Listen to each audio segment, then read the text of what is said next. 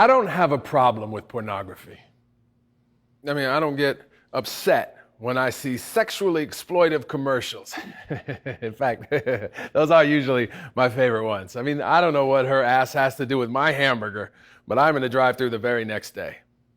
I have a problem with violent movies or images or the word bitch. Don't have a problem with jokes about women. In fact, I freely admit there are times where I sit back with my fellas and kick back, talk about some bitch and how I wish I could hit that, talk openly in public places, unconcerned if your kids laugh. I mean, it's just words, just jokes, just dudes talking shit that you never expect's going to get back. However, I do have a problem with violence and cruelty and rape and abuse. And even if we know it's just me, it's just you. It's just a few harmless chokes between me and my dudes. It still perpetuates a culture where it's easy to confuse the link between the jokes and the bruise, between her getting choked and what's just jokes between dudes. And if there's a connection between the things I don't have a problem with and the things that I do, then perhaps I need to rethink my views on the way we view women and how many views sexually exploitive images get on YouTube. My best friends have beautiful children. And if what I have to do to keep their daughters from getting raped or harassed or abused is choose to accept domestic violence as a man's issue too, then I'll do that. And if their sons grow to be like the men that they see, so it's on me to live like the men I want them to be, then I will do that too. And when they're of a certain age, I will tell them this story I heard when I was young about this village being terrorized by lions. See, every so often, in this village, the villagers would wake to find beds ransacked, bodies torn, and for some odd reason, the bodies were always female.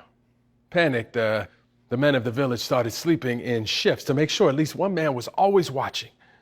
Despite that, the lions came.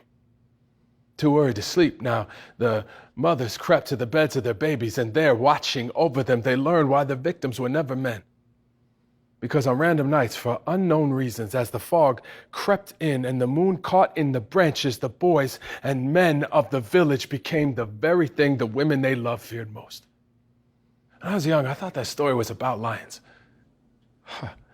It's not. See, when we are children, the monsters are under the bed. When we are adults, the monsters have moved. They are inside us. They fight us. They climb in bed beside us. And so to stay safe from danger, we raise our girls to believe they must avoid it. And we raise our boys to believe they must become it.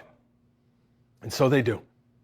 And then one day, they grow up to discover they are the lions. They are the ones you're watching out for. They are the ones. We ask her, what did you do? When we should ask him, what have you done? But we don't. As if we can't blame him, as if it's her fault for failing to accept that being safe around men, that's not safe to expect. I mean, she got in the cage with the lion. She deserves what she gets. And as men, we have to reject that mindset or the violence won't end. We have to accept most often it starts in the hands and hearts and minds of men. And we are the lions time and again. And if we aren't the lions, we are on their side. Too often standing proudly in defense of the pride, perhaps afraid that if we stand with women against the lion, we will ourselves be devoured. And so, ironically, to prove we aren't cowards, we become cowards. To prove we aren't weak, we become weak. To prove we are still lions, we become sheep, unwilling to do the one thing that must be done.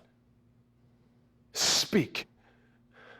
And our silence chokes as heavy as hands. It stings in every black eye. Where men stand, violence lives or dies. And that is why to call this just a women's issue is a lie. We must be involved. This is a problem that cannot be solved with our silence. If we want to end the violence, we must speak. We must act. 1 in 5 women are raped by men. We must own that fact. 640,000 women and girls are trafficked for sex annually. We must own up to that.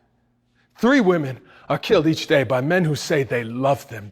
That fact is ours and ours alone. Domestic violence is ours to own. This is what we must understand. This violence ends where it starts, in the hands and in the hearts and in the minds of men, because we are the lions. Time and again,